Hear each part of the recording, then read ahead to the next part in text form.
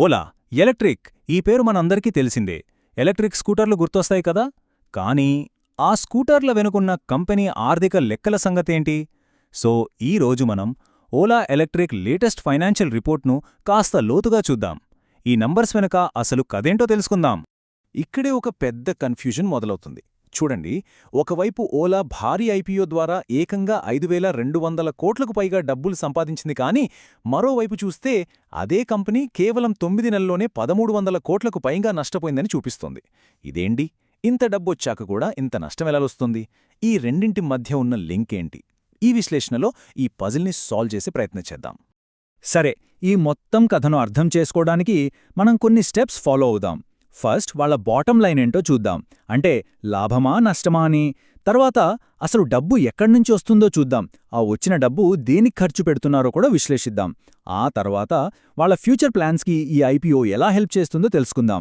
ఇక ఫైనల్గా రిపోర్ట్లో చిన్న అక్షరాల్లో రాసి ఉన్న కొన్ని ముఖ్యమైన విషయాలు కూడా చూద్దాం. రైట్, ఇక డైరెక్ట్గా పాయింట్కొచ్చేద్దాం. మన first section the bottom line. అంటే అసలు కథ ఏంటి? లాభమా నష్టమా చూద్దాం. ఇదిగోండి, ఇదే ఆ నెంబర్ -1,333 కోట్లు. అవును, ఇది డిసెంబర్ 31, 2023తో ముగిసిన 9 నెలల కాలానికి ఓలా ఎలక్ట్రిక్కి వచ్చిన నికర నష్టం. ఏ ఫైనాన్షియల్ రిపోర్ట్లో అయినా సరే అందరి కళ్ళు మొదట పడేది ఈ బాటమ్ లైన్ నెంబర్ మీదే. ఇప్పుడు ఈ టేబుల్లో ఒక ఇంట్రెస్టింగ్ పాయింట్ ఉంది. పోయిన ఏడాదితో పోలిస్తే ఈసారి నష్టం కొంచెం తగ్గింది. ఓకే, ఇది మంచి విషయమే. కానీ అదే సమయంలో వాళ్ల ఆదాయం కూడా దాదాపు సగానికి పడిపోయింది. సో నష్టం తగ్గినా ఆదాయం కూడా తగ్గడం అనేది కథలో మరో ట్విస్ట్. దీనికి కారణం ఏంటనేది ఒక పెద్ద ప్రశ్న. ఈ పట్టిక చూస్తే మనకు లెక్క ఇంకా క్లియర్గా అర్థమవుతుంది. చూడండి, వాళ్లకు వచ్చిన మొత్తం ఆదాయం సుమారు 2,156 కోట్లు. కానీ వాళ్లు పెట్టిన మొత్తం ఖర్చు ఏకంగా 3,489 కోట్లు. సింపుల్ మ్యాథ్స్, ఆదాయం కంటే ఖర్చే ఎక్కువ. అందుకే ఆ 1,333 కోట్ల నష్టమొచ్చింది. సరే, ఆదాయం ఖర్చుల గురించి మాట్లాడాం గదా, ఇప్పుడు కొంచెం లోతుగా వెళ్దాం. అసలు ఈ ఆదాయం ఎక్కడ్నించొస్తుంది? కంపెనీలో ఏ బిజినెస్ సెగ్మెంట్స్ డబ్బుని సంపాదించి పెడుతున్నాయో ఒకసారి చూద్దాం. ఓలా వాళ్ళు తమ బిజినెస్ను బేసిక్గా 2 భాగాలుగా చూపిస్తున్నారు. మొదటిది ఆటోమోటివ్, అంటే మనకు తెలిసిన ఎలక్ట్రిక్ స్కూటర్లు, వాటికి సంబంధించిన సర్వీసుల అమ్మకం. రెండోది సెల్, అంటే బ్యాటరీ సెల్స్ అమ్మటం. సో ఈ రెండిట్నుంచే కంపెనీకి డబ్బు రావాలి. మరి ఈ బార్ చార్ట్ ఏం చెప్తోందో చూడండి. ఇక్కడ డౌటే లేదు. దాదాపు మొత్తం ఆదాయం అంటే 1,981 కోట్లు ఆటోమోటివ్ డివిజన్ నుంచే వచ్చింది. ఇక సెల్ బిజినెస్ నుంచొచ్చింది కేవలం 4 కోట్లు మాత్రమే. అంటే ప్రస్తుతం ఓలా ఎలక్ట్రిక్ దాదాపు 100% వాళ్ల స్కూటర్ల అమ్మకాల మీదే ఆధారపడి నడుస్తోంది. ఇన్కమ్ సంగతి చూసాం కదా. ఇప్పుడు కాయిన్కి రెండో వైపు చూద్దాం, ఖర్చులు. ఇంత సంపాదిస్తున్నా కంపెనీ ఎందుకు నష్టాల్లో ఉంది? వాళ్ల డబ్బులు ఎటుపోతున్నాయో ఇప్పుడు కనిపెడదాం. వాళ్ల ఖర్చులు చూస్తే మైండ్ బ్లాక్ అవుతుంది. చూడండి, ఒక్క ముడి పదార్థాలకే 3,250 కోట్లు ఖర్చు చేశారు. గుర్తుందా? వాళ్ల టోటల్ ఆదాయమే 2,000 కోట్ల లోపు. దానిపైన ఉద్యోగుల జీతాల కోసం దాదాపు 987 కోట్లు.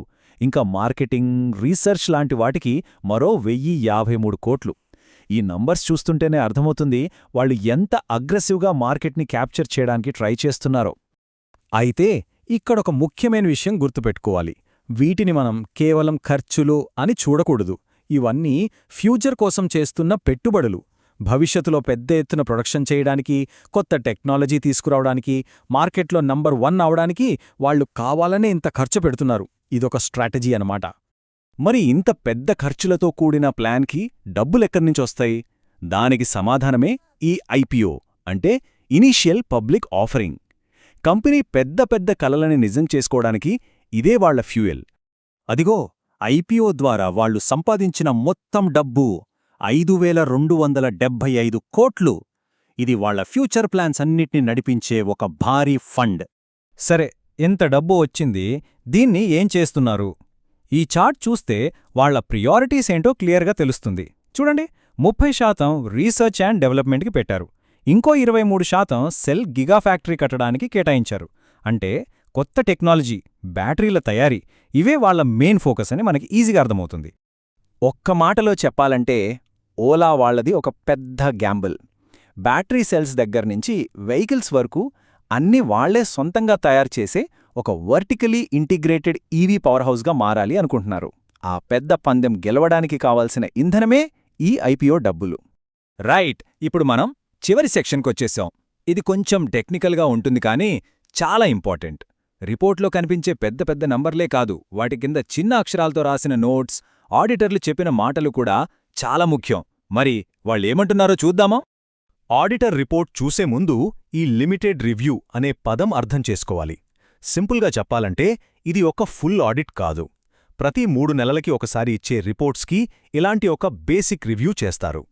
ఇది ఇండియాలో కామన్ ప్రాక్టీస్ అన్నమాట. ఇదిగో ఇదే అసలు ఆడిటర్ రిపోర్ట్. ఇందులో ఆడిటర్లు ఒక పాయింట్ని ప్రత్యేకంగా హైలైట్ చేశారు. ఇన్వెస్టర్లు ఖచ్చితంగా చదవాల్సిన ఒక నోట్ గురించి చెప్పారు. అంటే హే, ఈ పాయింట్ని మిస్ అవ్వకండి, జాగ్రత్తగా చూడండి అని మనకు హింటిస్తున్నారన్నమాట. ఆడిటర్లు చెప్పిన ఆ మాట ఇదే. వాళ్ళు నోట్ 4 వైపు మన దృష్టిని మళ్లిస్తున్నారు. అందులో గోయింగ్ కన్సర్న్ అజంప్షన్ గురించి మేనేజ్మెంట్ ఏమనుకుంటుందో వివరించారని చెప్పారు. ఈ గోయింగ్ కన్సర్న్ అనే పదం చాలా పవర్ఫుల్. దాని అర్థమేంటో ఇప్పుడు చూద్దాం. అకౌంటింగ్ భాషలో గోయింగ్ కన్సర్న్ అంటే ఒక కంపెనీ మూతపడిపోతుంది అనే ప్రమాదం లేకుండా రాబోయే కాలంలో కూడా తన వ్యాపారాన్ని కొనసాగించగలదు అనే నమ్మకం. ముఖ్యంగా ఇలా నష్టాల్లో నడుస్తున్న కంపెనీకి ఈ పాయింట్ చాలా చాలా కీలకం. మరి ఈ గోయింగ్ కన్సర్న్ గురించి ఆడిటర్లు ప్రశ్న లేవనెత్తితే మేనేజ్మెంట్ ఏం సమాధానం చెప్పింది? వాళ్లు నోట్ 4లో కొన్ని కారణాలిచ్చారు. తమ దగ్గర సరిపడా క్యాష్ ఉందని, బిజినెస్ పెరిగే కొద్దీ ఫ్యూచర్లో డబ్బు వస్తుందని, బ్యాంకుల నుంచి లోన్స్ కూడా దొరుకుతాయని, అన్నిటికన్నా ముఖ్యంగా ఐపీఓ ద్వారా వచ్చిన డబ్బుని పూర్తిగా వాడుకుంటామని కాన్ఫిడెంట్గా చెప్తున్నారు. ఈ 2 చిత్రాలు ఓలా కథని పర్ఫెక్ట్గా చూపిస్తున్నాయి.